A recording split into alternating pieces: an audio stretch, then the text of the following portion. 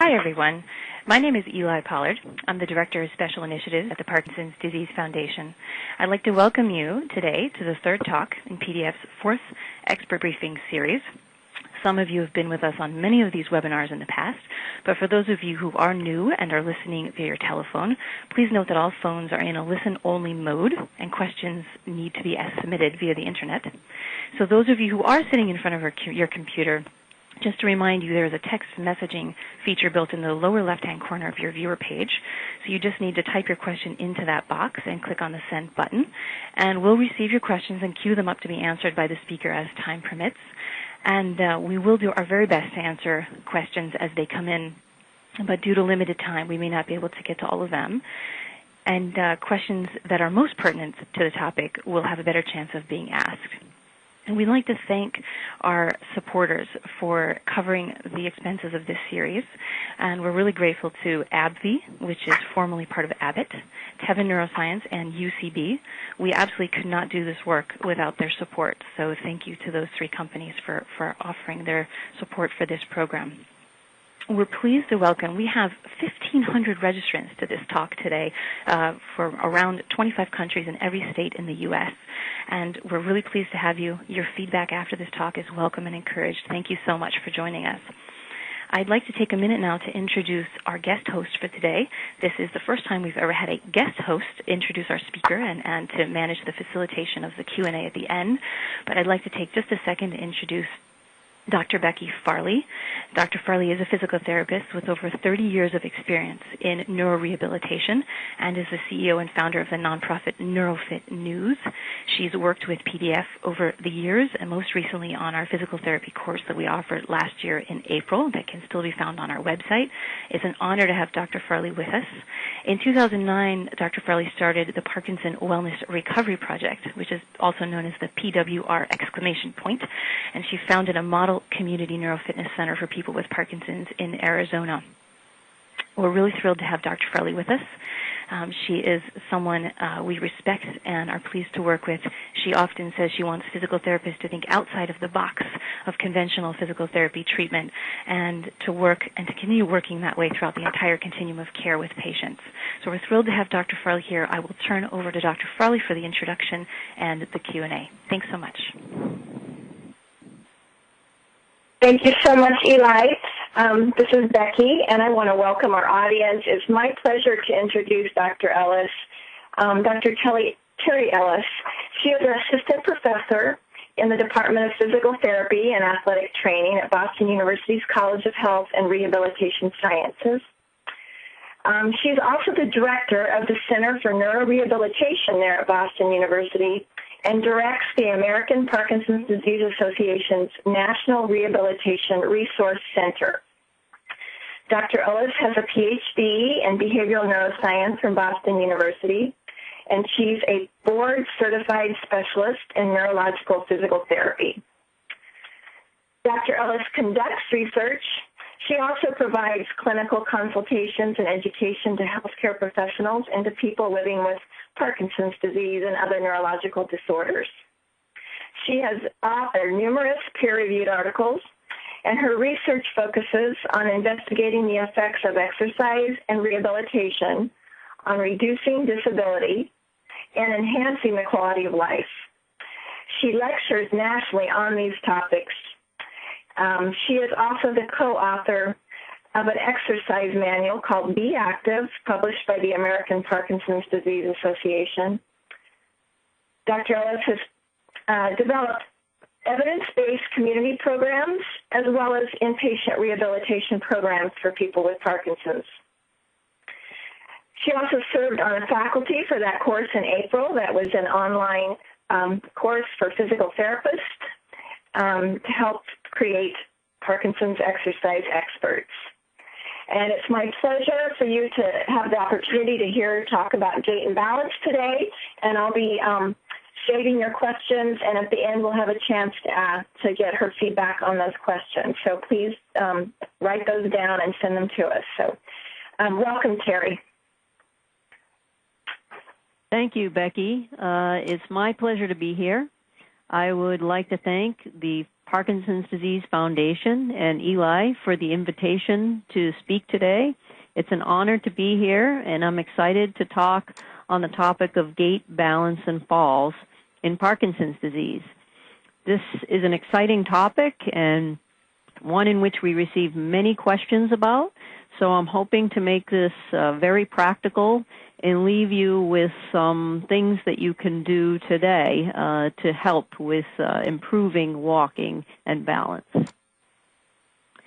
So the goals today are to gain a better understanding of the nature of the walking and balance problems experienced by people living with Parkinson's disease, and to learn more about research that demonstrates the benefits of rehabilitation and exercise to improve walking and balance in Parkinson's disease. And then lastly, we want to learn some practical strategies to help improve walking and reduce fall risk as it applies to you or someone in your family that's living with Parkinson's disease. So let's start by examining the problems with walking in Parkinson's disease. Many people with Parkinson's disease experience things like slow walking.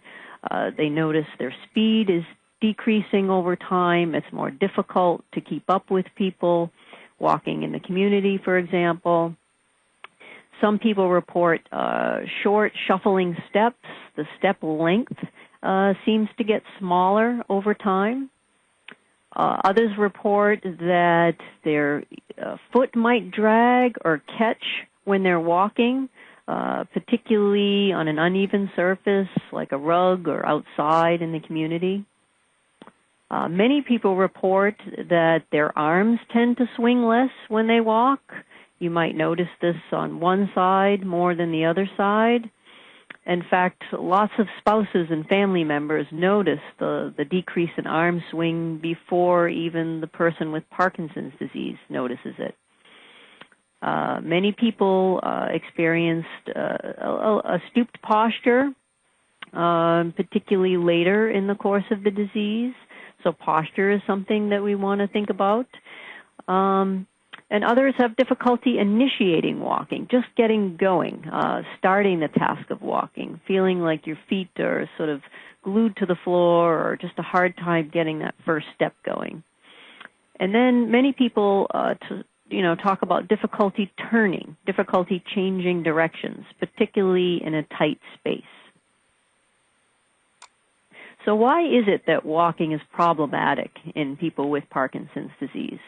Well, people with Parkinson's disease have what's called hypokinesia. So the movements in general tend to be small. So people might notice small handwriting or small arm movements. So that's why you see the decrease in the size of the arm swing, or small steps.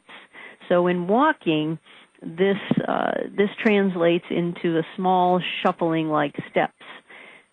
And rigidity is another symptom of Parkinson's disease that can also contribute to difficulties with walking and tends to contribute to the small size of the steps. And then some people experience freezing, particularly people that have difficulty initiating walking. So some people might experience difficulty getting going or starting walking, and some people might experience difficulty turning. And for some people, that can be because of freezing, that feeling like the feet are sort of glued to the floor. Some might experience weakness in the lower extremities.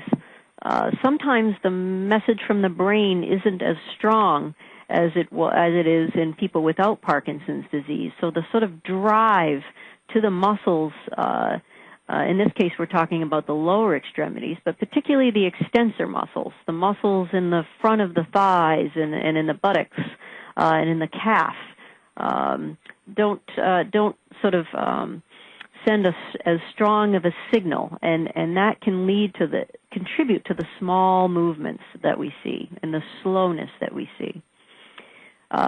Some people can experience, because of the stiffness, we can also see sometimes a reduced mobility in the joints, in the lower extremity and the spine. So you might feel a stiffness. Some people with Parkinson's will complain of a stiffness in the spine and particularly the hips. So that can contribute to difficulty standing up straight, all the way up straight, or difficulty with rotating and turning the trunk from side to side, or turning the neck to look behind you when you're driving a car and when you want to back up, per se. So these things, and particularly these things in combination, can impact walking in people with Parkinson's disease. So one of the things I wanted to talk about was, what's the link between walking and disability? Why is it that we want to focus on walking and we want to try to make this a focus of our rehabilitation intervention? This is a graph. This was published in a paper by Lisa Schulman down at the University of Maryland, and I really like this graph because it clearly shows the relationship between walking problems and disability. If you look along the y-axis going up and down on the left side, you see a disability scale. And the higher up on that scale you go, the more disability. Whereas on the bottom, you see what's called the UPDRS motor score. So this score represents, in this particular case, problems with walking. So the further along to the right means the more problems with walking. And if you look at those dots, the open circles there indicate that people had a lot of, this is people with Parkinson's disease, when they had a lot of trouble with walking, they had high levels of disability. So when those open circles are farther to the right and higher up, meaning that when there was a walking problem, there was more disability. If you see the dark circles, when people with Parkinson's had limited problems with walking or less problems with walking, their overall disability level was less. So this tells us that we should be watching for walking problems.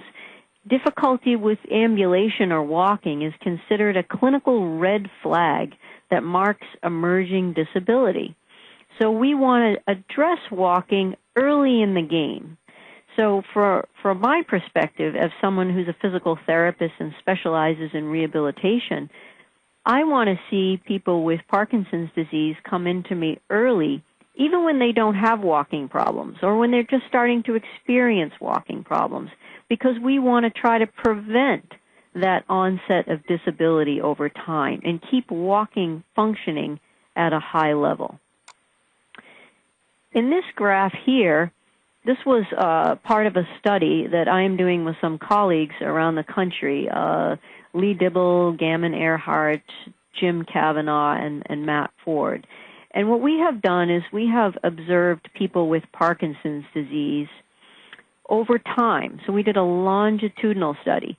And we had people with Parkinson's disease come in for a visit every 6 months over a 2-year period. And what we wanted to know is what happens to walking over time. And in this particular graph, the thing I wanted to show you is on the bottom, the x-axis going across, you see what's known as the modified Hoehn-Yahr stage, which just is a marker of disease severity. So as you go further along to the right, you see higher and higher levels of disease severity. Along the y-axis on the left, this is the 6-minute walk test. So this tells us how many meters someone with Parkinson's was able to walk in a 6-minute period of time. If I take people without Parkinson's and I look at how far they should be able to walk in 6 minutes, it's generally somewhere between 500 and 600 meters. So in people with Parkinson's disease, what we see here, this represents 260 people with Parkinson's disease. What we see here is the people with early disability, so that H and Y 1 and 1.5, they're at around 450 meters. And then you can see how the walking gets a bit worse over time as the disease becomes more severe. And the thing that's striking to me here is that even early on, when people with Parkinson's might not even complain of a walking problem. We still see a bit of slowing. So this tells me that I want to see people in rehabilitation and for physical therapy early in the process so that I can begin to address this walking problem and work with the person with Parkinson's disease to try to maintain that walking speed, to try to prevent this drop-off that we see over time. So in this particular study, this was a study done in the Netherlands. And in this trial, they sent questionnaires out to almost 700 people with Parkinson's disease and about 2,000 people who were at a similar age and did not have Parkinson's disease. And what they found was that the questionnaire asked about activity level. So they were trying to get a sense of how active are people with Parkinson's disease over the course of the disease, and how active are they compared to people without Parkinson's disease. And what they found was that people with Parkinson's disease were about a third less active compared to healthy older adults. So this is very, very concerning because we already know that even healthy older adults tend to be sedentary. So what we learned from this is that people with Parkinson's disease are even more sedentary than people without Parkinson's disease. And this is very concerning because we think that a sedentary lifestyle contributes to disability. And what we want to do, one of our goals, is to keep people active right from the beginning and over the course of the disease to try to minimize the impact of the disease, minimize disability, and enhance quality of life. If you look at the white graph here, what you see is the levels of activity over the course of the disease.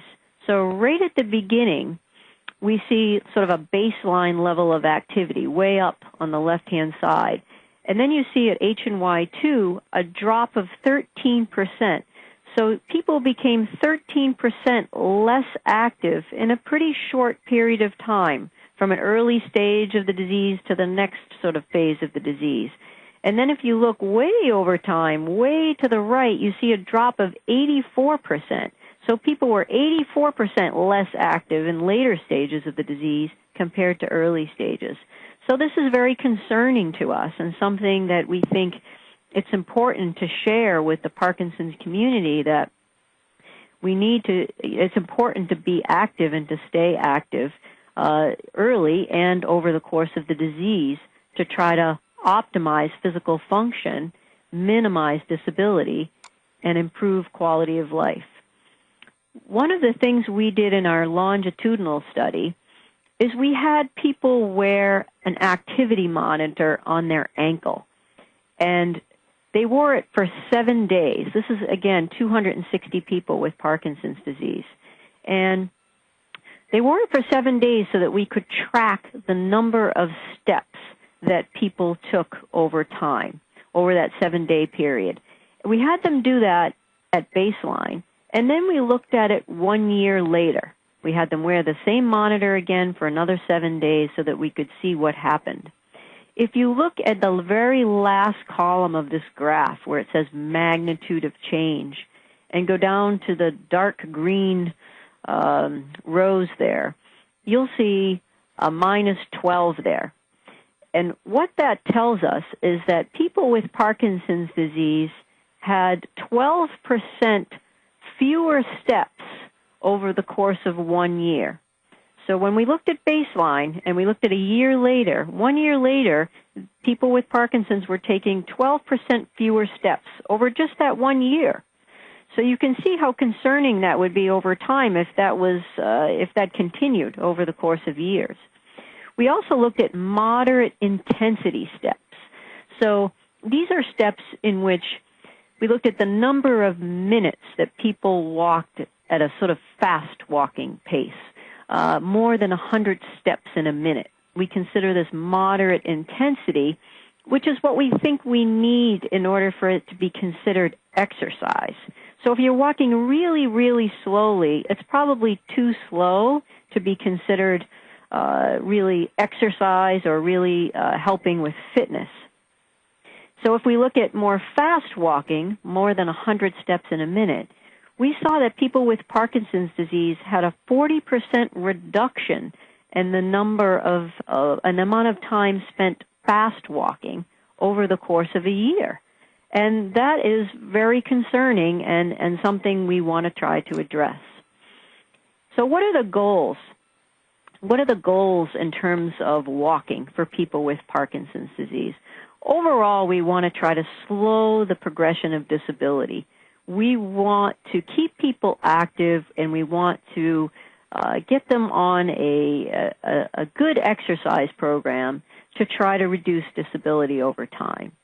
And specifically related to walking, we want to try to help people with Parkinson's disease improve speed of walking, distance walking, the size of movements so that the walking steps are bigger, the arms swing more, and we want to try to help with turning ability so that turning is smoother and the steps stay the same size as they are when you're walking on a straight path, and there's less freezing. So how do we do that? Well, first of all, we know from some of the studies that practicing walking can improve walking. So it's important to practice walking, and we'll talk about how to do that. Walking with a metronome or with music can also help improve walking coordination, timing of walking, speed, and efficiency of walking. People with Parkinson's disease have difficulty. People might notice if you know what the movement is that you want to try to do, and you're thinking about it, but it doesn't always come out the way you want. And so, if you think about movement, people with Parkinson's disease can think about taking big steps and swinging their arms, and it often helps walking improve extremely well in the moment. However, it's difficult to do that over the course of time when you're focused on other things. So we're going to talk about how the metronome and the music might help with that. Many people benefit from using things like a pedometer. A pedometer is something you can just attach to your belt, wear it right around your pants, and it's very small. They have many kinds of pedometers now that you can even carry in your pocket or just put on your shirt. And it helps with setting goals and providing feedback about progress. So if practicing walking is important and we want to encourage people to do more walking on a daily basis, a pedometer is something that can be easily used to help people set goals and to know like how much they are walking and how much more they should be doing. So what are some things we can do to improve walking? Well, we're going to talk about the use of cueing. So cueing can be done in a variety of fashions. What I was talking about earlier is people with Parkinson's disease can cue themselves to take bigger steps or to swing their arms, and it generally works really well in the moment. People may notice their spouses give them a cue. Stand up straighter, walk faster, swing your arms, and that generally works really well also. But as soon as you start doing something else, it becomes much more difficult to focus on walking. So other types of cueing, like an auditory cue using a metronome or music, might also be effective in improving walking. And visual cues can also be effective in certain situations. So we're going to talk about these things. So how does cueing work? Well, people with Parkinson's disease have difficulty initiating and keeping walking at a sort of big enough steps and big enough arm swing. And so this is thought to be due to a sort of a loss of this internal cueing mechanism as a result of reduced amounts of dopamine in the substantia nigra going to the basal ganglia. So without enough dopamine in the midbrain area, people with Parkinson's disease experience this loss of ability to automatically walk with big steps and swinging arms. So cueing serves to replace this lost internal cueing mechanism with a sort of external cueing mechanism. It replaces that internal cue with an external cue. And this helps people with Parkinson's disease sort of entrain or lock on their movements to this external cue to walk without so much attention to the task. So there was a large study done called the Rescue Trial, and this was done across Europe in several different countries. And there were about 150 or so people with Parkinson's disease, and they participated in a 3-week study in which they practiced walking and different aspects of walking with a certain type of cue. And on the very left-hand picture, you see a person with a little device on their belt, and they have a little earpiece in their ear. So what they're hearing is a metronome or a certain beat that helps guide the pace of walking. And then in the middle picture, you see somebody with a wristband, and that's a vibration cue. So instead of an auditory cue, now that person is getting a vibration cue, which provides this external trigger. And again, it's the vibration cue is delivered at a certain rate so that people can lock their walking rate onto the vibration rate. And then way over in the right-hand column, the right-hand picture, you see the person with a little flashing light at the edge of the glasses. So this provides a visual cue at a particular rate, and people with Parkinson's map their walking onto this visual cue. So in this particular study, people trained with the cueing and practiced walking 3 times a week for 30 minutes. And what they found in this study was a significant improvement in walking in people with Parkinson's disease. The walking became faster, the step lengths became bigger, there was less freezing, so the results were significant. However, the investigators, when they withdrew the cueing and they looked 6 weeks later to see what happened, it appeared that there were no carryover effects. So without the cueing, there were no, sort of lasting benefits. And this makes sense because, without that external trigger, then people don't necessarily experience the benefits. So we need the trigger, we need the cueing.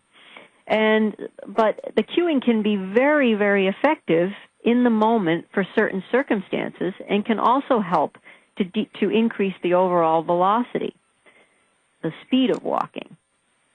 So in this particular slide here, we can, in order to deliver auditory cues, so you might be asking, how do you do this? How is this done? And so people can walk to using a metronome, or we can use instrumental music, and we can embed a tone, a metronome beat, into this instrumental music to make it sort of more enjoyable and easier to find the beat.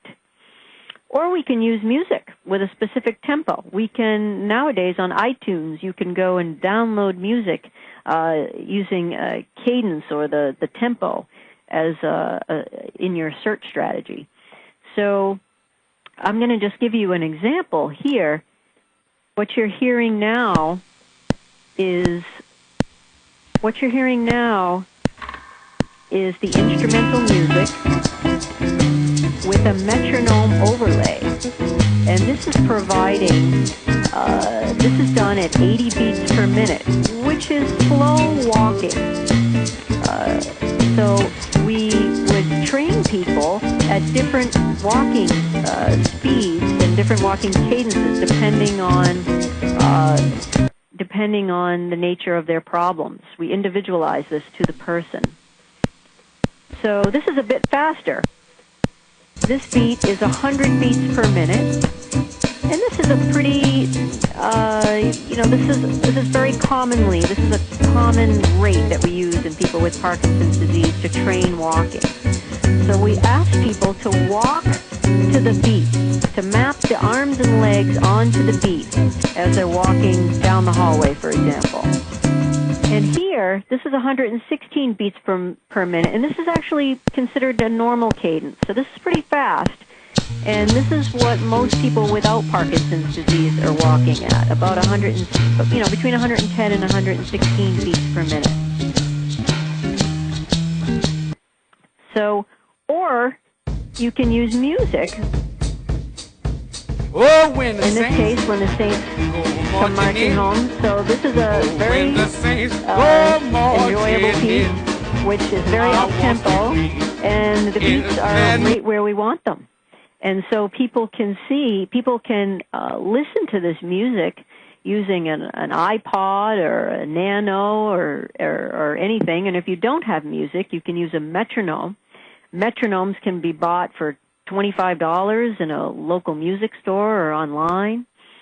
And you can set the metronome to a particular beat, to a particular rate, and generally somewhere between 80 and 116 or so, but it really depends on the person's individual rate that they're starting at.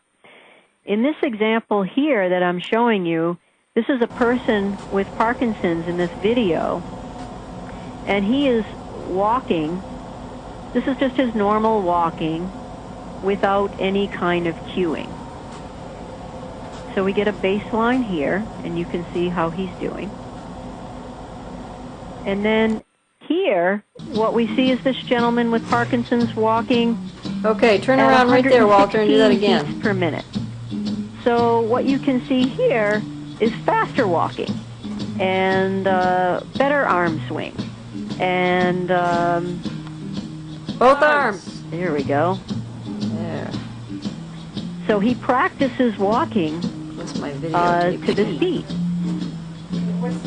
So what we have seen when we do this is we usually have people with Parkinson's disease practice walking about 3 times a week for a 30-minute period, or working up to 30 minutes if people aren't able to start that long. And we choose a rate that is at the same level as what they come in at.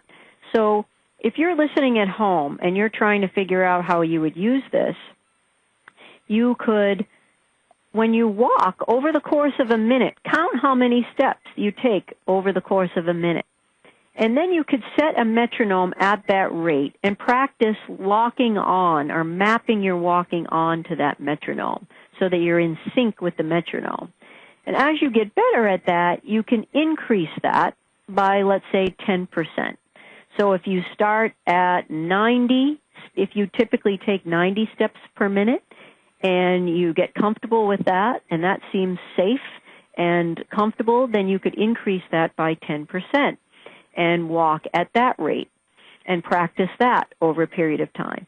And what we've noticed is that the improvements seem to last, hours to days, so that when you withdraw the music or the metronome, people seem to be able to maintain some of those big steps in arm swing over the course of a couple of days, and then they have another bout of practice. And, so the idea is that we're sort of retraining some of aspects of walking and gait that are going to help people maintain a higher level of function and reduce the changes that we typically see in walking over time. So in the next slide, in this situation, we see that people can also improve their walking by using visual cues. So this is particularly helpful in people that have freezing. Many people with Parkinson's disease might experience freezing going through a doorway or making a turn. And some people find that a visual cue, like lines on the floor or in the moment, some people that have difficulty just starting walking might carry a laser pointer. You take the laser pointer out of your pocket, you point it down, you step on the light, and that helps people initiate walking. In this situation, this is a very common situation in which we have a person with Parkinson's disease who has difficulty with freezing and has trouble going through a doorway. Very common. And then this individual also has a lot of difficulty turning. So you can see the freezing that happens with turning. And then he also has difficulty with freezing when he tries to come back through the doorway. So what we can do, in this case, we put lines down or visual cues on the floor.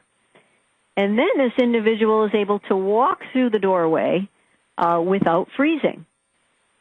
And it's, in terms of how this works, it's somewhat controversial. It's not clear, how this works exactly. But there's a couple of schools of thought. People with Parkinson's disease may be directing their attention to the lines on the floor, which give people a cue in terms of their step length. So it sort of forces the steps to be bigger. And other people believe that the lines give visual information. And as you look at the lines across the floor, that pattern of the lines provides visual information that helps people keep going or prevent that freezing from happening. On the next slide here, what you see is the lines on the floor. And we know that in order for the lines to work, they have to be parallel to each other and perpendicular to the direction of walking. In most cases, it's helpful to spread the lines out by about 2 feet. So about 2 feet between each line, starting before the doorway and going after the doorway. What I have found is after practicing this, people with Parkinson's disease can often take the lines off the floor and visualize the lines on the floor through the doorway and be able to successfully get through the door without freezing. So let's shift a bit to falls. What about balance and reducing risk of falls? We know that healthy adults in the community experience a fall as well, but people with Parkinson's disease experience many more falls. So 2/3 of people with Parkinson's disease living in the community report a fall in the last 12 months. In this particular study, Ashburn and colleagues looked at, where do the falls happen? And most people with Parkinson's disease fall at home. That might be because they spend more time at home, or it might be because of the small, narrow, cluttered environments that you typically see in a home environment compared to a community environment. So most of the falls involved, are at home, and many of them are during walking, standing, or transferring, changing from one position to another. So these are some of the things we want to think about when we try to reduce risk of falling, is to focus on what can we change in the home environment and what can we improve in terms of our walking and standing to help reduce falling. In this next graph, the only thing I wanted to point out here is these are an example of a whole bunch of studies that have been done that looks at the effect of exercise on people with Parkinson's disease. And in this study, and in this synthesis study or this meta-analysis, what Alan and colleagues have found is that exercise programs tend to help people with Parkinson's disease improve balance. So if you see all the squares on the right side of that central line, that means that the people with Parkinson's disease who participated in balance exercises experienced an improved balance compared to those people who did not participate. This study got a lot of attention over the last year. It talks about the effects of Tai Chi on falling in people with Parkinson's disease. And this was almost 200 people with Parkinson's disease participated in one of 3 exercise programs. Some people participated in a Tai Chi program, others in a strengthening exercise or resistance training program, and some stretching program. And this was done twice a week for an hour over 6 months or 24 weeks. So what this study found is that the rates of falling were significantly lower in the Tai Chi group compared to the stretching group. But there was no significant difference between the Tai Chi and the strengthening group. So what we learned from this is that when it's not, in my opinion, it's not necessarily the specific Tai Chi that's the important ingredient, but the fact that people with Parkinson's disease were working on and challenging their balance in a variety of ways that helped to reduce falls. And in fact, strengthening was also very beneficial in this study. In the next slide, this study by Goodwin compares people with Parkinson's disease who participated in a strengthening and a balance training. So she combined the strengthening and the balance training and compared that to just usual care, which is not much rehab at all. And the people with Parkinson's who participated in the balance and strengthening program experienced a significant reduction in falls that she felt was clinically meaningful. So they had a 32% reduction in fall rate between groups during the treatment and a 26% difference 10 weeks after the treatment ended. So this seemed to be a clinically meaningful difference. In this study, they did not show statistical significance, but that might be because of the sample size, the limited sample size. So the 32% difference appeared to be clinically meaningful. Here's just an example of some strengthening exercises, simply practicing standing up from a chair and sitting back down in the form of a squat can strengthen the lower extremity muscles in the front of the thighs and in the buttocks and in the calf area. And those are the areas that we generally want to target when we try to improve balance. And in the photo on the right side, we see sort of a modified push-up, which, against a counter, for example. Instead of getting down on the floor, this makes it easier and helps to strengthen the back muscles. So what are the overall recommendations? Well, the take-home message is that it's very, very important to be active. People with Parkinson's disease should be active and try to stay active over the course of the disease. And that can help reduce disability, optimize independence, and quality of life. I would recommend rehab or physical therapy that focuses on walking and balance early in the disease and over the course of the disease to help reduce disability. Think prevention. So get treatment for walking and balance even before you notice a problem. It's not necessary to already be falling or already be walking very slowly to seek treatment. The idea is that early treatment may be able to help sort of boost the reserves and keep people functioning at a higher level over time. But it's also never too late. There are strategies that you can learn from physical therapists and from exercise programs that can help optimize balance and walking and, again, enhance quality of life. The really important thing is to try to consult with a physical therapist who is knowledgeable about Parkinson's disease. We all know that some physicians are more knowledgeable than others about Parkinson's disease, and the same is true for physical therapists. It would be, it's highly recommended to find a physical therapist who has expertise in Parkinson's disease, who can help you develop and tailor a specific exercise program that can meet your needs explicitly. So what can you do today? Well, some of the things I would recommend is try a pedometer. If you buy a pedometer either online or at a local store, it helps you keep track of steps. Write it down. Write down the number of steps that you take in a given day, and then set goals. Try to walk 100 more steps, let's say, the next day, and do that for over the course of a week. And if that feels comfortable and safe, then add another 100 on, and just keep systematically increasing the number of steps that you take over the course of the day, and that can help you over the course of a week and a year take a lot more steps and be a lot less sedentary. In terms of walking better or with better quality, try using a metronome. When you take a walk, with your spouse or you're taking a walk in the mall is a good place to do it because it's, flat surface and, not uneven.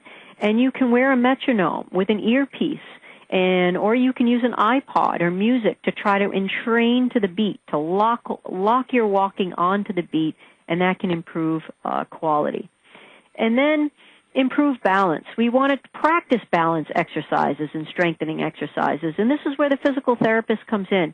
It's very important to get a tailored exercise program to address your specific balance problems. In terms of reducing falling, here's a couple of tips. a lot of people fall, when they're multitasking, when they're, walking and talking or carrying things. So, sometimes it's good to avoid multitasking, or when you're in a precarious situation or something that's more challenging, just focus on walking and carry something in a backpack or make it easier, an easier way to carry things so that you can focus on the task at hand. Some people report falling when they're just standing still, and sometimes the feet can be too close together and right next to each other, and that can just, from a biomechanical perspective, make it a lot easier for your body just to fall over. So when you're standing still, and I see this a lot in the kitchen, widen your base of support. Stand with your feet further apart, and not together, but in a sort of stride position, one kind of a little bit in front and the other kind of behind with some space in between them. Reducing clutter in the house, reduce crowded environments that contribute to freezing. That can help reduce freezing, which is another big cause of falling.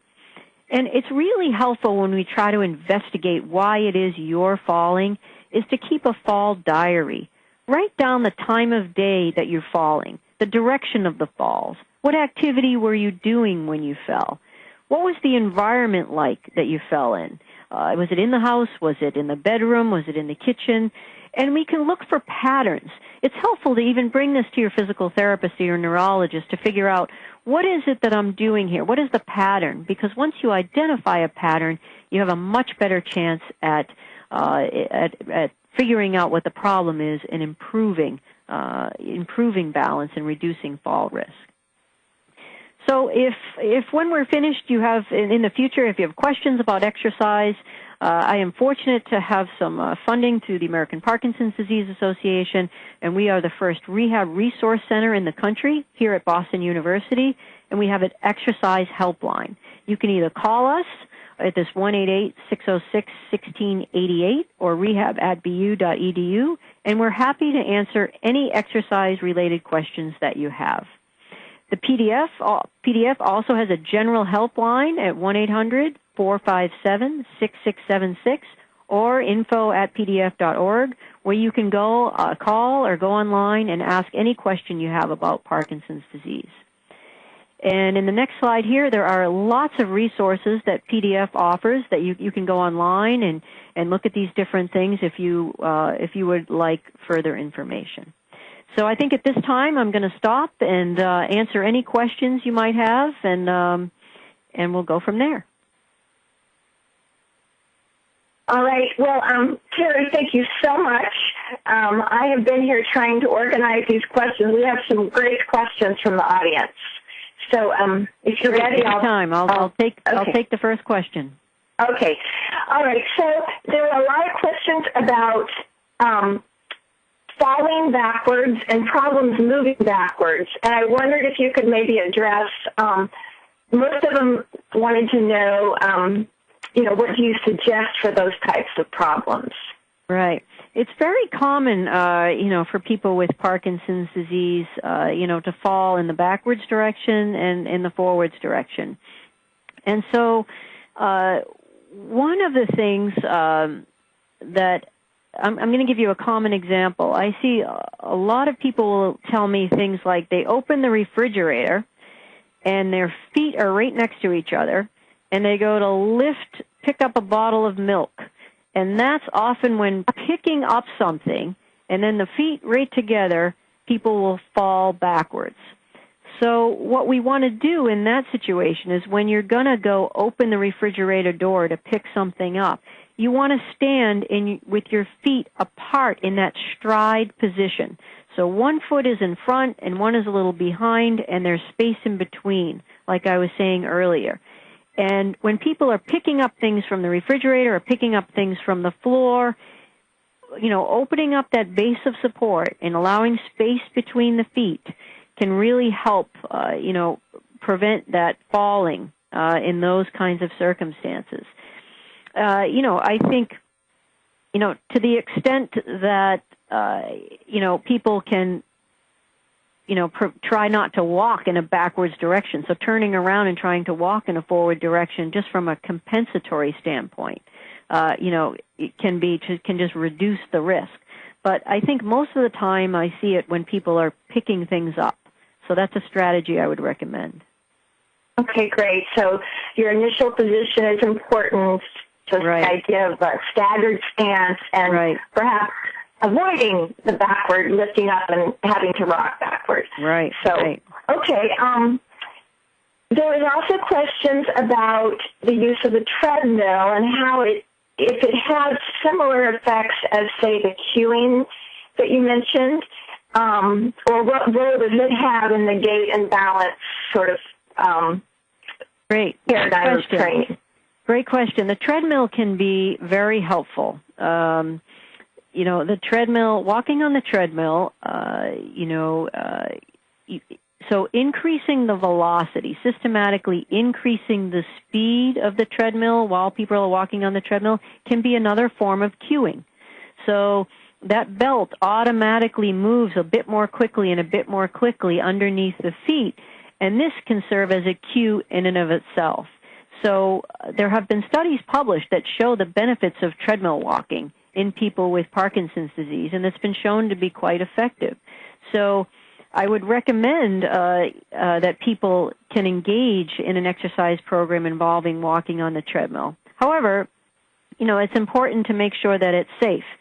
So, we don't want people falling on the treadmill, and we don't want people getting hurt. So if you're not sure if this is a safe activity, this is when it's important to consult with a physical therapist. In some of the rehab clinics, they have harnesses that people can wear, that you can be walking on the treadmill with a harness on in a rehab environment. So this can prevent the risk of falling during the exercise. So we want to keep it safe, but in general, walking on a treadmill is a great way to help with bigger arm swing, bigger step lengths, and just improved walking quality. Okay. We had some more questions about cueing. I wondered if you could explain a little bit about the use of a metronome. There were a lot of questions about that, just sort of what it is and okay. how it's adjusted. And then are there advantages to vibration versus visual, and would you say use one earlier in a disease versus later? Right. Okay, so the auditory cue, right now the auditory cue is just more accessible and easier to get. So the use of a metronome or music is sort of the most easily accessible, and I think sort of a nice way to work on speed of walking. So for those people who want to be able to walk faster, take bigger steps, and better arm swing, then the auditory cue is usually very effective for that. Mm-hmm. And there are commercially available products that you can use to help you with that, whereas the vibration cue might be a little bit more difficult to apply, just from a feasibility standpoint. But a metronome is used by musicians to help them sort of play at a certain tempo. And so a metronome is something that you can buy that's very small. It can just attach to your belt, and it just has a dial or a couple of buttons that you set to a certain rate. So what you can do is count the number of steps that you usually walk in the course of a minute. And let's say you're counting across the minute and you count 90. And then you would set the metronome on 90, put it on your belt, and turn it on, and then just walk and try to keep up to the beat of the metronome. Try to match the beat with every step that you take. And then as you practice and get good at that, you can start to increase on the dial of the metronome, turn it up to, 96, let's say, and see if you can walk and keep up at that pace. So some people like the metronome because it's a very clear, crisp cue that can be used with no other distraction. Some metronomes, you can even plug in a headset. So you can wear like earphones, plug it into the metronome so only you can hear the beat. And then, if you have an eye touch or a shuffle or some sort of music that you can play. You can download, certain pieces of music that are at the appropriate cadence and enjoyable music from places like iTunes, and tailor this specifically to the cadence that's most beneficial to you. Does that help? Yes, and I wondered if you could just touch on how, if people have more cognitive impairment, and how you might choose between the use of visual versus auditory. I think the visual cues are more helpful for overcoming a problem in the moment. So when someone has trouble initiating walking, or somebody has trouble going over a threshold in a doorway, that's when I think that using a laser pointer or, lines on the floor in a certain, in a certain room in your house, for example. So, and it's particularly effective when people freeze, in those situations. So that's when I would recommend the visual cue. I think the auditory cue is more beneficial for people who want to work on walking faster, over the course of time. And so in general, people with cognitive difficulties can access these cues because they don't require a lot of thinking and they require less attention than following lots of directions from people. So, for example, when any of you that can, remember or experienced going running and wearing, some sort of, listening to music while you're running, when you're running, you're not thinking about running to the music, to the beat of the music, but it just automatically happens. So we think that movement is tightly coupled with auditory information, and that has to do with the parts of the brain that are involved with that. So usually people with cognitive deficits can benefit from walking to a particular beat because it requires less attention. Okay, great. There were a few questions about is the use of cues temporary, or can training cause some long-term changes that when you don't have the cues, you improve? And a few questions were about, does this have an effect on the brain if you train with these kind of cues? Right. Good questions. So, we don't think the cueing has and in that study I showed you, long-term sort of carryover. But, so here's a couple of things to think about. It does seem that when people train with cueing, the effects can last, some studies have shown 24, 48 hours, a couple of days. So if that's the case, then practicing walking with cueing on one day, the effects might last a couple of days. And then you train again for another 30-minute period, and you get some effects for another couple of days. So you have to keep using the cues in order to provide that external trigger and use that as a training mechanism. So what I've also learned from people with Parkinson's disease is that after practicing at a certain rate and using the music or the metronome, even when they're not using it or they don't have the music or the metronome, when they notice themselves walking slowly, they've practiced so much at that beat that they can sort of remember it and call it up in their head. And they can find that music or find that beat easily by just thinking about it in the moment. And then they sort of, think about it and lock on and sort of get into that mode in the moment. So it can help when you're in a precarious situation or you notice a problem in the moment and you're looking for a solution to get you out of that particular problem.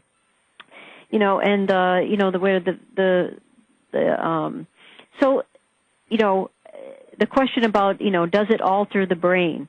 Well, in terms of what we think is going on is more that there's this tight coupling, between the auditory information and motor output. So when the auditory information comes in, it can easily influence the motor output. And so it influences it in such a way that you get more synchronous output that's more sort of higher quality, more, so the steps are more coordinated and more sort of fluid as they lock on, or entrain to the beat. So it's the integration of the auditory and motor information that helps improve the motor information in the brain. Okay.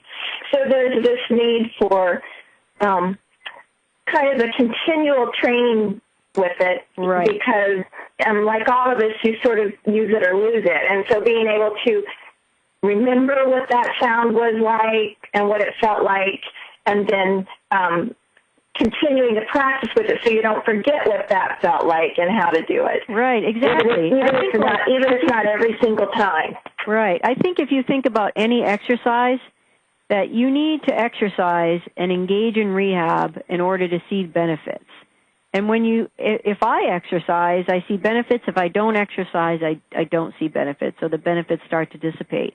So this is I feel like people with Parkinson's disease need to engage in exercise across the continuum of the disease, not for one short bout or one point in time, but a higher level of general activity over the course of everyday living, and then the practice of these particular tasks like walking and like balance that are known to be problematic in Parkinson's disease. These things need to be addressed early and need to be practiced to try to keep walking and balance operating at a higher level. Okay. If you will be willing to hang in for another few minutes, we have at least one, if we could do one more question, I think. Is that all right? Okay, that's fine. We have a lot. There were questions about strengthening and perhaps the focus of that and how it might help gait and balance. So in addition to cueing training, and do you have any suggestions about resistance training and how it might... Right. What we've learned from studies on strengthening is that people with Parkinson's disease benefit from strength training. There were very few adverse events. People, strength training does not make the Parkinson's worse. In fact, it makes it better. And people with Parkinson's can tolerate training with weights, let's say, more so than we used to think. And so we do when we do strength training, particularly for the purposes of improving walking and improving balance, we target specific muscle groups, particularly the extensor muscle groups, the extensors in the legs, the quadriceps in the front of the thigh, the buttocks in the gluteus medius and maximus, the calf muscles, the gastroc soleus in the calf, and the trunk muscles in the back of the trunk, which are important in posture and in helping with balance reactions. So in the studies have shown that improvements in strengthening seem to improve walking. And so it could be that strengthening helps people to turn on the muscles faster, to have more efficient sort of recruitment of those muscles, so that the overall walking and day-to-day function can be easier. So this is when I would recommend, visiting a physical therapist to get on a tailored strengthening program, specific, to address, the particular needs of each individual. Okay. I think that is the end of our presentation, so I want to thank you so much and thank our audience. Well, thank you very much for being able to participate. I hope this was helpful to the audience. I'm happy to see so many people tuned in, and please feel free to contact us or PDF if there are any further questions. Thank you. Thank you. Wonderful. Thank you, everyone. This is Eli back again, just with some wrapping up notes. I do have up on the screen now the upcoming PD Expert briefings for those of you who'd like to continue with us. and follow through on some other talks. We do have a very good talk given by Professor Ray Chowdhury from the UK, the first time we're bringing someone from the other side of the pond into our series. He'll be speaking on underrecognized non-motor symptoms of Parkinson's disease in March. And following that, we'll have a talk on medical therapies, what's in the Parkinson's pipeline, and then speech therapy in Parkinson's in June. I want to just take a second to thank Dr. Ellis for a great talk. We're so honored and pleased that you were able to join us. We know how busy you are, and you've always been generous about making time. It's a pleasure. This is a topic I know that you love so much, and it comes through in your presentation, and we're so pleased to have it. And we'll add it to our library of resources, and be sure to let everyone know that they can watch it again on the archive, which will be posted next week on Tuesday. And we also, for support groups, as support group leaders, we do make this talk available on DVD as well. Thank you again for our guest host. This is the first time we've ever had a guest host, so thank you very much, Dr. Farley. It was wonderful, and I think it was wonderful to have you asking the questions rather than someone like myself who can't ask them as ably as you can on physical therapy topics. We would like to again, let everyone know who's calling in about CEUs, that we will send a notice out about CEUs after this today. You can go in and just click on the link and go through and take your test. So now up on the screen, for those of you who are still with us, and I know there are, I think, around 800 of you still with us, I'm putting up our survey, and we would be so grateful if you could just take a minute of your time to fill out the survey and let us know what you thought about the talk and the whole experience. Your opinions and thoughts really do matter, and they do shape our future webinars. So again, thank you so much to our guest speaker and our guest host, and thank you everyone for joining us. We look forward to having you back with us in March for our next talk.